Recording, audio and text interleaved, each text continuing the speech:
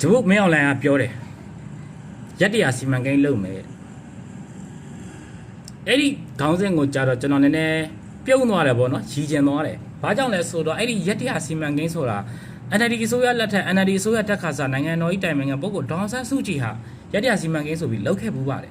အဲ့ဒီလှုပ်ခဲ့ပူးတဲ့အဲ့ဒီစီမံကိန်းရဲ့မျက်နှာမူရာကဝန်ကြီးဌာနရဲ့ပြုပြင်ပြောင်းလဲမှုအယတပြည်သူလူထုရဲ့လူနေမှုဘဝတွေဖွံ့ဖြိုးလာဖို့အတွက်ဒီရေမြောင်းတွေဘာတွေညာတွေပေါ့ဗျာနော် service ကြိုတွေစသဖြင့်အဲ့အရာတွေတော့ကိုစီမံချက်ချပြီးလုပ်ခဲ့တာဖြစ်တယ်အထိုက်လျောက်လည်းအရွေးတစ်ခုကိုရောက်ခဲ့တယ်အဲ့ဒီမှာအဲ့မင်းအောင်လိုင်ကလည်းဒေါ်ဆန်းစုကြည်ကိုမသိစိတ်ထဲရရောသိစိတ်ခဲ့ရရောသူ့ရဲ့လူလူထောက်ခံမှုပေါ်မှာအားကြရတဲ့သူတယောက်ဖြစ်တယ်အိတ်တာမစ္စည်းရီယာပွားနေတဲ့သူတယောက်ဖြစ်တယ်ဆိုတာကိုကျွန်တော်တို့ပြည်သူလူထုသိပါတယ်မသိကြအောင်ဆောင်ရတာနှိုးရခက်တာသိပါတယ်အဲ့တော့ဘာလို့လဲဆိုတော့သူလည်းသူ့ရဲ့ရွေးကောက်ပွဲအထူးရောက်ရွေးကောက်ပွဲကနေတဆင့်တက်လာတာပေါ့သူကသူတမနာခန့်နဲ့ဒီဂျပုမင်းအောင်လိုင်ဟာရက်တရာစီမံကိန်းဆိုပြီးထားလို့တယ်အဲ့ရက်တရာစီမံကိန်းကဘာလို့တာလဲဆိုတော့ငញ្ញရေးအတွက်လုပ်တယ်တဲ့ဩအေးပေါ့နော်ငញ្ញရေးအတွက်လုပ်တယ်ဆိုတော့ကြည်နေသေးတယ်အဲ့တော့ဒီရက်ပိုင်းဘာစောင့်ကြည့်လဲဆိုတော့ဟာဘနေ့ရောဒီနေ့ရောဘုံကျက်တိုက်ခိုက်မှုတွေတနင်္လာရီတိုင်းမှာလည်းထိုးစစ်တွေဆင်တယ်ရေနော်ဟိုရခိုင်မှာလည်းထိုးစစ်တွေဆင်တယ်ဘုံကျက်တိုက်ခိုက်မှုတွေတောက်လျှောက်လုပ်တယ်ဒါအပြင်မပြီးသေးဘူးတော့မပြီးသေးဘူးဘာဖြစ်လဲဆိုတော့ဒီတော်လိုင်းနယ်မြေတွေဖြစ်တဲ့တော့ KIA တို့ KNU တို့ AA တို့ TNL MNDA စသဖြင့်အဲ့လိုထိန်းချုပ်နယ်မြေတွေမှာစေအုပ်ချုပ်ရေးထပ်ပြီးကြေညာလိုက်တယ်အဲ့စေအုပ်ချုပ်ရေးရတာရဲဝင်းကိုလုတ်ပိုင်ခွင့်ပေးလိုက်တယ်ပေါ့ဗျာနော်ကာချုပ်ရဲဝင်းကိုလုတ်ပိုင်ခွင့်ပေးလိုက်တယ်ဆိုတဲ့ပုံစံမျိုး statement ထုတ်လာတယ်ကြေညာချက်ထုတ်လာတော့သူ့ရဲ့ရက်တရစီမံကိန်းဆိုတာတော်လိုင်းရေးလုပ်နေတဲ့ရဲဘော်တွေအတော့ဘာငင်းငယ်ရေးဥမာနိုင်ငံတော်ရဲ့သူ့ဟက်တန်ရုပ်ဖြစ်မှုကိုတိတ်ပေးဖို့အတွက်လုံနေမှာမဟုတ်ပဲမိုက်လုံးကြီးစွာနဲ့တော်လိုင်းရဲဘော်တွေကိုအသက်ကိုငါတို့ဘယ်လောက်တက်ပြမယ်ဆိုတဲ့ကဏ္ဍရည်တွက်တဲ့ကောက်တောင်းဒေးဖြစ်တယ်ဒါနံပါတ်1သိရမယ်အဲ့တော့တော်လိုင်းရဲဘော်တွေမဲဆိုမဟုတ်ဘူးဝင်းရပြည်သူလူထုဒါလည်းရှင်းတယ်ဘုံကျတိုက်ခိုက်မှုဟာဖုံးကြောင်းမရှောင်စာတင်ကြောင်းမရှောင်အယတာနေမရှောင်မိရှုတာတွေ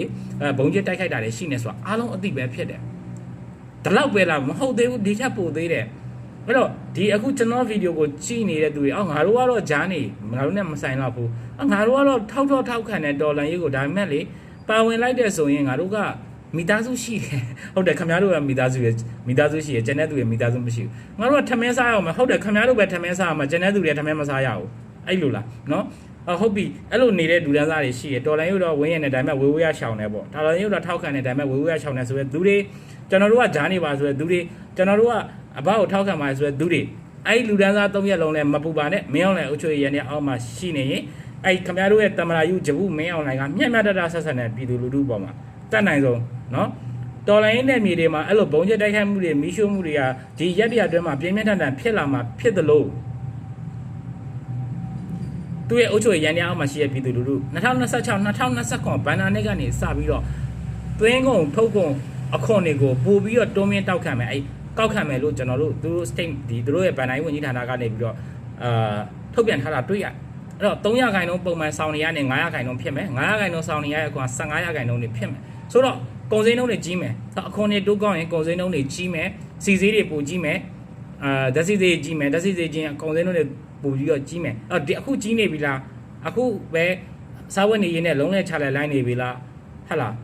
ဟိုမစိုးရင်နဲ့ဒီထက်ပိုကြီးအောင်ပါနော်ဒီထက်ပိုကြီးအောင်ပါအဲ့တော့စစ်ဖက်နှက်အောက်ပြဝင်နေတဲ့ဘဝတွေအပြုသမျှသာနူးကြအဲ့ဒီငရဲခမ်းမှာကျင်တဲ့လို့ကိုယ်တိုင်နေခဲ့တယ်မလားငရဲတကားဝကလွတ်မဲ့လမ်းကိုတွားကြရအောင်ဟေးလို့တော်လိုင်းရဲဘော်တွေကခေါ်တဲ့အခါတော်လေးဝင်းရတဲ့သူတွေကလက်တော့အတူတကွရှောက်ကြအောင်ဟေးလို့အတန်ထွက်ကြတဲ့အခါမှာခင်ဗျားတို့ပူမာကြောက်တယ်ငါ6လေးပူလိုက်မယ်ငရဲတကားဝတော့တွေ့နေရတယ်ဒါပေမဲ့သွားတဲ့လမ်းမှာငါ6ပူလိုက်မယ်ဆိုပြီးခင်ဗျားတို့မတက်ရက်နေခဲ့တယ်ငရဲတကားဝါကိုရောက်ပြီဆိုတဲ့အချိန်မှာငရဲတကားဝါလွတ်မြောက်ဖို့အတွက်တွန်းဖွင့်ဖို့နော်လွတ်မြောက်ဖို့အတွက်ငရဲခန်းနေလွတ်မြောက်ဖို့အတွက်တွန်းဖွင့်တဲ့တကားကိုကင်ဖို့အတွက်လက်ဟာငါလက်ပူမှာကြောက်တယ်ဆိုပြီးတော့ဖယ်ဆောင်နေခဲ့ကြတယ်အဲ့ဒီဖယ်ဆောင်မှုတွေဟာဒီနေ့ဒီချိန်မှာတောင်ပေါ်မြေပြန့်မရွှေလောင်ကျွမ်းခံနေရတယ်ဆိုတာကိုသိကြပါရဲ့လားဆိုတော့ကုန်စည်နှုန်းတွေကြီးမြင့်မယ်မင်းအောင်လိုင်ဂျပုအခွန်တိုးကောက်မယ်ဟုတ်ပြီ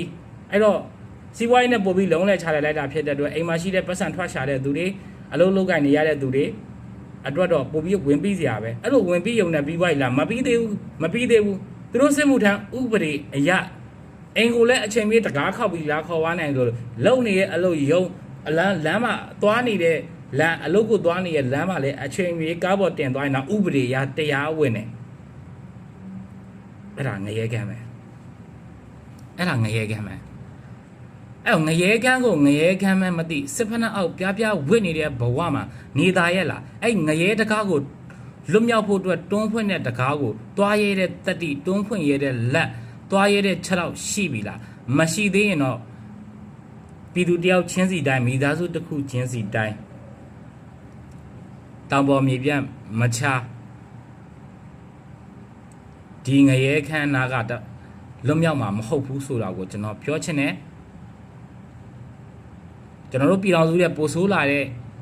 စီးပွားရေးအကြက်တဲတွေထွက်တန်ရုံမှုအကြက်တဲတွေကလွတ်မြောက်ခြင်းနဲ့ဆိုရင်ကျွန်တော်တို့တော်လိုင်းရေးဘက်ကအာသာနေဖို့လိုအပ်တယ်ကျွန်တော်တို့တော်လိုင်းရေးကိုဒီထက်ပိုပြီးဝင်းရံဖို့လိုအပ်တယ်ကျွန်တော်တို့တော်လိုင်းရေးကိုထဲထဲဝင်ဝင်လူတိုင်းဟာကိုပါဝင်နိုင်တဲ့အခန်းကဏ္ဍကနေပါဝင်နိုင်ဖို့လိုအပ်တယ်ဆိုတာကိုကျွန်တော်ဒီနေရာကနေလေးလေးနက်နက်ပြောချင်ပါတယ်အရေးတော်ကိုအောင်ရမည်